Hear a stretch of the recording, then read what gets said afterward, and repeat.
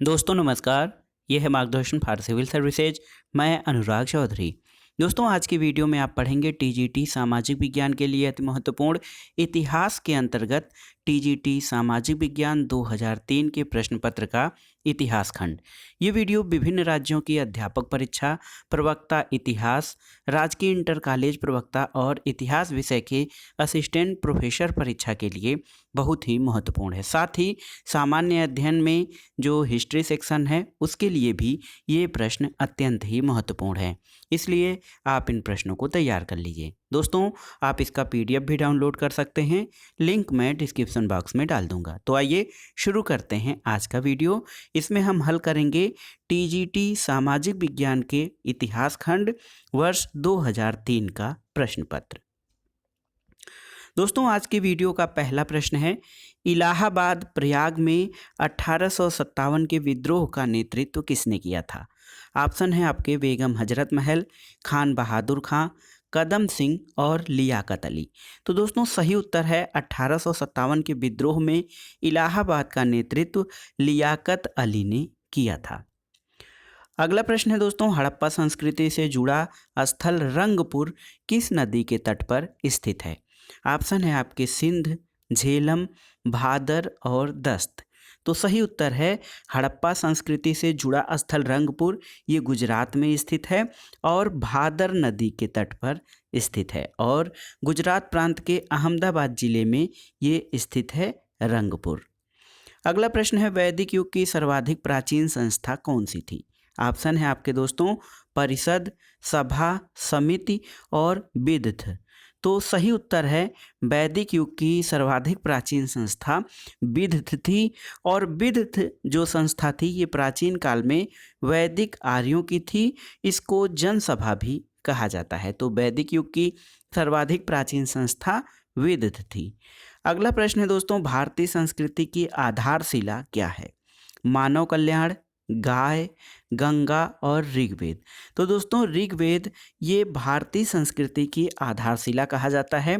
इसमें भारत की प्राचीन सामाजिक, आर्थिक, धार्मिक और राजनीतिक स्थिति का बहुत ही विशद रूप से वर्णन मिलता है, जबकि गंगा को पवित्र नदी माना गया है। तो भारतीय संस्कृति की आधारशिला इन जो है ऑप्शंस में से ऋग्वेद को माना गया है।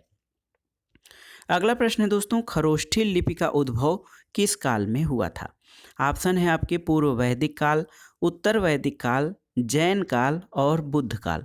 तो दोस्तों ऑप्शन के अनुसार देखा जाए तो खरोष्ठी लिपि का उद्भव बुद्ध काल में हुआ था और खरोष्ठी लिपि जो है ईरानी लिपि से विकसित हुई है और ईरानी शासक जो हैं उनका कालानुक्रम जो है वो 5वीं सदी ईसा पूर्व की है और ईरानी शासक जो थे बुद्ध के समकालीन माने जाते हैं और इस लिपि का सर्वप्रथम प्रयोग भारत में अशोक के अभिलेखों में दिखाई देता है। तो खरोष्ठी लिपि का उद्भव बुद्ध काल में हुआ था। अगला प्रश्न है दोस्तों, भागवत धर्म का निम्नलिखित में से कौन सा दार्शनिक संप्रदाय था? भागवत धर्म का कौन सा दार्शनिक संप्रदाय था? सांख्य, अद्वैतवाद, मीमांसा या विशिष्टाद्वैत। तो सही उत्तर है भागवत धर्म जो है विशिष्टाद्वैत के दार्शनिक संप्रदाय से संबंधित था। भागवत धर्म को वैष्णव धर्म भी कहा जाता है और रामानुज जो हैं वो वैष्णव संप्रदाय, इसका मत विशिष्टाद्वैत था, उसके आचार्य माने जाते हैं। तो सही उत्तर है भागवत धर्म का जो दार्शनिक संप्रदाय वो विशिष्टाद्वैत था। अगला प्रश्न है दोस्तों, अद्वैत काल की अनुभूति किस काल में हुई थी? ऑप्शन है आपके ऋग्वैदिक काल, उत्तर वैदिक काल, शंकराचार्य के समय और स्वामी दयानंद के समय। तो सही उत्तर है दोस्तों अद्वैत काल की अनुभूति जो है उत्तर वैदिक काल में हुई थी। दोस्तों उत्तर वैदिक काल में अंतिम 3 वेद के अलावा जो अन्य ग्रंथ लिखे गए उसमें ब्राह्मण ग्रंथ और उपनिषदों की रचना हुई थी। उपनिषद में वैदिक चिंतन की अंतिम परिणति मिलती है और उपनिषदों का मुख्य विषय आत्मज्ञान और ब्रह्मज्ञान था। प्रत्ययवादी अद्वैतवाद जो है वो उपनिषदों का प्रमुख सिद्धांत था और उपनिषदों को वेदांत भी कहा जाता है। तो अद्वैत काल की अनुभूति उत्तर वैदिक काल में हुई थी। अगला प्रश्न है, बृहद संहिता की रचना किसने की थी? बृहद संहिता एक ग्रंथ है, इसकी रचना किसने की थी दोस्तों? तो सही उत्तर है आपका वाराहमिहिर। वाराहमिहिर एक ज्योतिषी थे और उनकी प्रसिद्ध पुस्तक बृहद संहिता है। वाराहमिहिर के अनुसार चंद्रमा पृथ्वी के चारों ओर घूमता है और पृथ्वी सूर्य के चारों ओर घूमती है। उसने ज्योतिष के क्षेत्र में विदेशी यवन और रोम का ऋण स्वीकार किया है और आर्यभट्ट ने आर्यभट्टियम नामक ग्रंथ की रचना की थी। तो बृहद संहिता ग्रंथ वाराहमिहिर द्वारा लिखा गया है। अगला प्रश्न देखते हैं दोस्तों, जैन धर्म का ईश्वर के प्रति क्या विचार था? ईश्वर में विश्वास, ईश्वर में अविश्वास, तीर्थंकरों में विश्वास और देवी देवताओं में विश्वास। तो दोस्तों जैन धर्म का ईश्वर में अविश्वास था और सही उत्तर हो जाएगा ऑप्शन 2। जैन धर्म जो है ईश्वर की अवधारणा में विश्वास नहीं करते थे और 6ठी शताब्दी में जो बौद्ध धर्म और जैन धर्म हुआ, इसमें महावीर स्वामी का नाम नास्तिक विचारक के रूप में प्रतिष्ठित है। महावीर स्वामी की अवधारणा जो है वो कर्मवाद और पुनर्जन्मवाद में थी और ईश्वर के अस्तित्व में उनका कोई विश्वास नहीं था। अगला प्रश्न है, अर्थशास्त्र ग्रंथ की विषय वस्तु क्या है? दोस्तों अर्थशास्त्र की विषय वस्तु राज्य और शासन नीति का विषयक ग्रंथ है। अर्थशास्त्र में अर्थशास्त्र से या आर्थिक क्रियाकलापों से संबंधित गतिविधियों का अध्ययन नहीं या वर्णन नहीं, बल्कि राज्य और शासन कला के संबंध में वर्णन किया गया है और अर्थशास्त्र की रचना कौटिल्य ने किया है। अर्थशास्त्र में 15 अधिकरण और 180 प्रकरण है। अगला प्रश्न है दोस्तों, कविबाड़ किस स्थान का रहने वाला था? ऑप्शन है आपके पटना, हजारीबाग, शाहाबाद और चंपारण। तो सही उत्तर है कविबाड़ या महाकवि बाण भट्ट शाहाबाद के रहने वाले थे। और शाहाबाद जो है दोस्तों, देखिए शाहाबाद में ये कहा गया है कि बाण भट्ट शाहाबाद के प्रीतिकूट नामक गांव का रहने वाला था। अगला प्रश्न है, यूनानी ग्रंथ में चंद्रगुप्त मौर्य को क्या कहा जाता है? तो सही उत्तर है सेंड्रोकोट्टस। यूनानी ग्रंथों में चंद्रगुप्त मौर्य को सेंड्रोकोट्टस कहा गया है और इसकी पहचान सबसे पहले सर विलियम जोन्स ने की थी। अगला प्रश्न है, अर्थशास्त्र में उल्लिखित सीताध्यक्ष किस विभाग के अध्यक्ष थे? तो सही उत्तर है सीताध्यक्ष जो है कृषि विभाग के अध्यक्ष होते थे और राजकीय भूमि से होने वाली आय को सीता कहा जाता था और उसका जो प्रधान अधिकारी होता था उसको सीताध्यक्ष कहा जाता था। अगला प्रश्न है दोस्तों, गुप्त वंश के शासनकाल में कौन सा स्थान कला का प्रमुख केंद्र था? सारनाथ, अमरावती, एलोरा और सांची। तो दोस्तों गुप्त वंश में जो सारनाथ था वो कला का प्रसिद्ध केंद्र था। अगला प्रश्न है, चंद्रगुप्त मौर्य अपने जीवन के अंतिम वर्षों में एक जैन साधु के साथ दक्षिण भारत चला गया था। उस जैन साधु या जैन मुनि का नाम क्या था? तो याद करिए, आपने इतिहास अध्ययन करते समय पढ़ा है कि चंद्रगुप्त मौर्य अपने जीवन के अंतिम समय में जैन मुनि भद्रबाहु के साथ कर्नाटक चला गया था और श्रवण बेलागोला नामक स्थान पर 298 ईसा पूर्व के लगभग उसने जैन विधि संलेखना अर्थात उपवास विधि से अपने शरीर का त्याग कर दिया था। अगला प्रश्न है दोस्तों, नालंदा विश्वविद्यालय का अंत हो गया था, क्यों? इसका कारण क्या था? तो इसका कारण ये था कि राज्य द्वारा संरक्षण नहीं दिया गया। दोस्तों नालंदा विश्वविद्यालय का अंत उचित संरक्षण के अभाव में हुआ था। वेनसांग जो है एक चीनी यात्री था, वो कहता है कि यह एक अंतर्राष्ट्रीय ख्याति प्राप्त अध्ययन केंद्र था और दोस्तों विक्रमशिला को राजकीय संरक्षण दिया गया था, जिसके कारण नालंदा विश्वविद्यालय का महत्व घट गया और राजकीय संरक्षण के अभाव में और विदेशी आक्रांताओं के आक्रमण के कारण इस विश्वविद्यालय की समाप्ति हो गई थी और अब पुनः दोस्तों नालंदा विश्वविद्यालय को पुनर्जीवित किया गया है। अगला प्रश्न है, चोल वंश के शासकों की महानता किस कार्य पर आधारित थी? तो सही उत्तर है दोस्तों श्रेष्ठ शासन व्यवस्था। चोल वंश के जो शासक थे उनकी श्रेष्ठ शासन प्रणाली उनकी महानतम उपलब्धि है। इन्होंने ग्राम प्रशासन या ग्रामीण स्थानीय स्वायत्त शासी ग्रामीण संस्थाओं का निर्माण किया और निचले स्तर से लेकर राज्य स्तर तक जो है इसने प्रशासन का संचालन किया। अगला प्रश्न है, अलाउद्दीन खिलजी ने किस हिंदू शासक को राय रायन की उपाधि दी थी? देखिए अलाउद्दीन खिलजी ने किस हिंदू शासक को राय रायन की उपाधि दी थी? तो सही उत्तर है रामचंद्र देव। रामचंद्र देव जो था वो देवगिरी का शासक था और उसको अलाउद्दीन खिलजी ने राय रायन की पदवी दी और चंदोवा देकर उसे सम्मानित किया। उसे 1 लाख सोने के टंके के साथ नवसारी का जिला भी प्रदान किया गया था। अगला प्रश्न है, सुल्तान कुतुबुद्दीन ऐबक की राजधानी क्या थी? तो सही उत्तर है कुतुबुद्दीन ऐबक की राजधानी लाहौर थी। और 1206 में मोहम्मद गोरी की मृत्यु के कारण कुतुबुद्दीन ऐबक ने लाहौर के स्थानीय नागरिकों के अनुरोध पर सत्ता ग्रहण की थी। अगला प्रश्न है दोस्तों, निम्नलिखित में से किस सुल्तान ने सर्वप्रथम ब्राह्मणों से जजिया कर वसूल किया था? ब्राह्मणों से जजिया कर वसूलने वाला पहला सुल्तान फिरोज शाह था। इसने सर्वप्रथम ब्राह्मणों से जजिया कर वसूल किया था। अगला प्रश्न है, हुमायूं ने 1555 में दिल्ली पर फिर से अधिकार प्राप्त किया था, किसको हराकर? तो सिकंदर शाह को हराकर। दोस्तों, हुमायूं ने 1555 में सिकंदर शाह को पराजित करके दिल्ली पर पुनः अधिकार किया था। और ये युद्ध 22 जून 1555 को मुगलों और अफगानों के बीच सरहिंद नामक स्थान पर हुआ था। इसमें अफगानों की बुरी तरह हार हुई और हुमायूं को दिल्ली और आगरा का ताज पुनः प्राप्त हुआ था। तो सही उत्तर है, हुमायूं ने दिल्ली पर फिर से अधिकार सिकंदर शाह को हराकर प्राप्त किया था। अगला प्रश्न है, दिल्ली के लाल किला का निर्माण किसने कराया था? तो सही उत्तर है शाहजहां। दोस्तों, शाहजहां ने दिल्ली के लाल किले का निर्माण कराया था और इस किले का निर्माण जो था 1639 में शाहजहानाबाद नगर की स्थापना के उपरांत कराया गया था।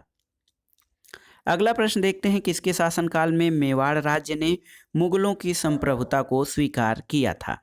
तो सही उत्तर है जहांगीर। जहांगीर के शासनकाल में मेवाड़ ने मुगलों की संप्रभुता को स्वीकार किया था।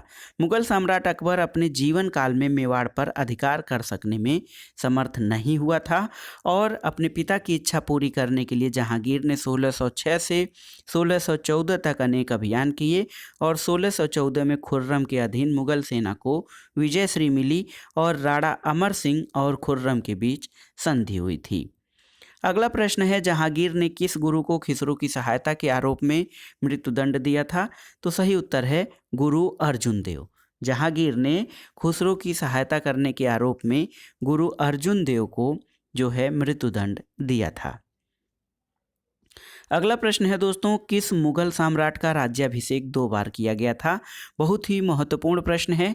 तो सही उत्तर है औरंगजेब। औरंगजेब का राज्याभिषेक 2 बार किया गया था। पहला राज्याभिषेक सामूगढ़ की विजय और आगरा को अपने अधिकार में कर लेने के बाद जुलाई 1658 को दिल्ली में प्रथम राज्याभिषेक और दूसरा सुजा और दारा को अंतिम रूप से परास्त करने के बाद 5 जून 1659 को हुआ। अगला प्रश्न है, जय सिंह को राणा की उपाधि किस मुगल सम्राट ने दी थी? तो सही उत्तर है औरंगजेब ने। औरंगजेब ने जय सिंह को राणा की उपाधि दी थी। वह एक कट्टर साम्राज्यवादी शासक था और उसका मारवाड़ के साथ आमेर के जय सिंह से भी युद्ध छिड़ा, लेकिन 1681 में जय सिंह से संधि हो गई थी। इसके तहत उसने जय सिंह को मेवाड़ का राणा स्वीकार किया था। अगला प्रश्न है दोस्तों, औरंगजेब के समय में किस जाट नेता ने भरतपुर की स्थापना की थी? तो चूड़ामन। दोस्तों, जाट नेता चूड़ामन ने भरतपुर की स्थापना सन 1700 में की थी। अगला प्रश्न है, मुगल काल की कौन सी पहली इमारत है जो पूर्णतः संगमरमर से बनी थी? तो ये है एतमादुद्दौला का मकबरा। एतमादुद्दौला का मकबरा मुगल काल की प्रथम इमारत है जो पूरी तरह से संगमरमर से निर्मित है और एतमादुद्दौला के मकबरे का निर्माण नूरजहां ने 1626 में ईरानी शैली के आधार पर कराया था और पित्रे दुरा पद्धति का प्रयोग सबसे पहले एतमादुद्दौला के मकबरे में हुआ है। अगला प्रश्न है, किस मुगल सेनापति ने शिवाजी को 1665 में पुरंदर की संधि के लिए हस्ताक्षर करने के लिए विवश किया था? तो सही उत्तर है राजा जयसिंह। मुगल सेनापति राजा जयसिंह ने शिवाजी को पुरंदर की संधि पर हस्ताक्षर करने के लिए विवश किया था। अगला प्रश्न है, किसने पटना नगर की स्थापना की थी? ऑप्शन है आपके शेर शाह, अलाउद्दीन हुसैन शाह, इब्राहिम लोदी और अकबर। तो सही उत्तर है दोस्तों शेर शाह। पटना की स्थापना जो है वो शेर शाह सूरी ने की थी और कन्नौज नगर को बर्बाद करके उसने शेरसूर नामक नगर और प्राचीन पाटलिपुत्र में आधुनिक पटना नगर की स्थापना की थी। अगला प्रश्न है, किस दक्षिण मुस्लिम राज्य के अमीरों ने प्रथम बार मराठों को छापा मार युद्ध के लिए प्रशिक्षित किया था? तो ये है अहमदनगर के मलिक अंबर ने। अहमदनगर के मलिक अंबर ने अमीरों जो है प्रथम बार मराठों को छापा मार युद्ध पद्धति के लिए, इसको छापा मार युद्ध पद्धति को गुरिल्ला युद्ध पद्धति भी कहा जाता है। अगला प्रश्न है, कौन शेरशाह का उत्तराधिकारी हुआ था? तो सही उत्तर है इस्लाम शाह। इस्लाम शाह दोस्तों शेरशाह का उत्तराधिकारी हुआ था। अगला प्रश्न है, किसने सासाराम में शानदार मकबरा बनवाया था? तो सासाराम में मकबरे का निर्माण शेरशाह ने किया था। और दोस्तों शेरशाह अपने थोड़े के शासनकाल में इमारतें बनवाने का भी कार्य किया था। उसने सासाराम में अपना स्वयं का मकबरा बनवाया। और डॉक्टर कानूनगो इतिहासकार हैं, उन्होंने शेरशाह को बाहर से मुस्लिम और अंदर से हिंदू शासक कहा है। अगला प्रश्न है दोस्तों, निम्नलिखित में से किस गवर्नर जनरल ने पिंडारियों और पठानों का दमन किया था? तो सही उत्तर है लॉर्ड हेस्टिंग्स। पिंडारियों का दमन और पठानों का दमन लॉर्ड हेस्टिंग्स ने किया था। पिंडारी लोग मूलतः लुटेरे थे, इसमें हिंदू और मुसलमान दोनों ही शामिल होते थे। अगला प्रश्न है दोस्तों, बंगाल प्रेसिडेंसी से बिहार किस सन में पृथक होकर एक अलग प्रांत बना था? तो ये था वर्ष 1936। वर्ष 1936 में बंगाल प्रेसिडेंसी से बिहार अलग होकर अलग प्रांत बना था। अगला प्रश्न देखते हैं, निम्नलिखित में से कौन सा कथन 1857 की क्रांति की प्रकृति और स्वरूप पर अधिक तर्कसंगत ढंग से प्रकाश डालता है? तो दोस्तों यह राष्ट्रीय स्वतंत्रता के लिए लड़ा गया युद्ध था। ये प्रश्न या ये जो कथन है ये 1857 की क्रांति की प्रकृति और स्वरूप पर तर्कसंगत ढंग से प्रकाश डालता है। दोस्तों अंग्रेजी इतिहासकार यद्यपि साम्राज्य के पक्षपाती थे, उसे केवल सैनिक विद्रोह कहते हैं, जबकि राष्ट्रवादी इतिहासकार वीडी सावरकर ने इसे स्वतंत्रता के लिए लड़ा गया प्रथम युद्ध की संज्ञा दी है। अगला प्रश्न है दोस्तों, जिस योगदान के लिए लाल बाल पाल प्रसिद्ध हैं वो क्या था? तो सही उत्तर है चरमपंथ। चरमपंथ या उग्रवादी पंथ के लिए जो है लाल बाल पाल प्रसिद्ध हैं। लाल बाल पाल का मतलब लाला लाजपत राय, बाल गंगाधर तिलक और बिपिन चंद्र पाल। दोस्तों लाला लाजपत राय, बिपिन चंद्र पाल और जो है बाल गंगाधर तिलक और अरविंद घोष जो है, इन्होंने चरमपंथ आंदोलन का जो है नेतृत्व किया था। और उदारवादी नेताओं के विपरीत इन्होंने जो है उन्होंने कहा कि याचिका और दया और भिक्षावृत्ति छोड़कर हमें अपने अधिकारों के लिए लड़ना चाहिए। अगला प्रश्न है, निम्नलिखित क्रांतिकारियों में से किसने अमेरिका में गदर पार्टी की स्थापना की थी? तो सही उत्तर है 1913 में लाला हरदयाल ने अमेरिका के सैन फ्रांसिस्को में गदर पार्टी की स्थापना की थी। अगला प्रश्न है, कांग्रेस ने अपने किस अधिवेशन में पूर्ण स्वराज्य का अपना ध्येय घोषित किया था? तो आप जानते हैं लाहौर अधिवेशन। इसकी अध्यक्षता पंडित जवाहरलाल नेहरू ने की थी और ये 1929 में लाहौर में रावी नदी के तट पर हुआ था और इसी में कांग्रेस ने पूर्ण स्वराज्य का अपना लक्ष्य घोषित किया था। अगला प्रश्न है, किस आंदोलन के दौरान मोहनदास करमचंद गांधी नामक नए नेता ने राष्ट्रीय आंदोलन की बागडोर संभाली थी? तो सही उत्तर है रौलट सत्याग्रह। दोस्तों महात्मा गांधी जब मार्च 1919 में रौलट एक्ट के खिलाफ सत्याग्रह छेड़ा तो उनका यह प्रयास भारत में देशव्यापी संघर्ष छोड़ने का पहला कदम था और इस समय तक उनकी आयु 50 वर्ष हो चुकी थी। तो सही उत्तर है दोस्तों रौलट सत्याग्रह। आज़ाद हिंद फौज का संगठन या स्थापना कहाँ हुई थी? तो दोस्तों सिंगापुर में आज़ाद हिंद फौज की स्थापना हुई थी और ये था सितंबर 1942। सितंबर 1942 में कैप्टन मोहन सिंह ने ज्ञानी प्रीतम और मेजर फूजीहारा के सहयोग से आज़ाद हिंद फौज का गठन किया था और इस सेना का उद्देश्य भारत के लिए स्वतंत्रता संघर्ष था। वीडी सावरकर किससे संबंधित थे? ऑप्शन है आपके अनुशीलन समिति, युगांतर पार्टी, गदर पार्टी और अभिनव भारत। तो सही उत्तर है दोस्तों वीडी सावरकर या विनायक दामोदर सावरकर अभिनव भारत से संबंधित थी और 1904 में नासिक में उन्होंने अभिनव भारत नामक एक गुप्त संगठन की स्थापना की थी। अगला प्रश्न है दोस्तों, और इस वीडियो का आखिरी प्रश्न, कि कुछ घटनाएं हैं उनको कालानुक्रम से सजाइए। इसमें है जो घटनाएं अनुशीलन समिति, युगांतर पार्टी, गदर पार्टी और अभिनव भारत।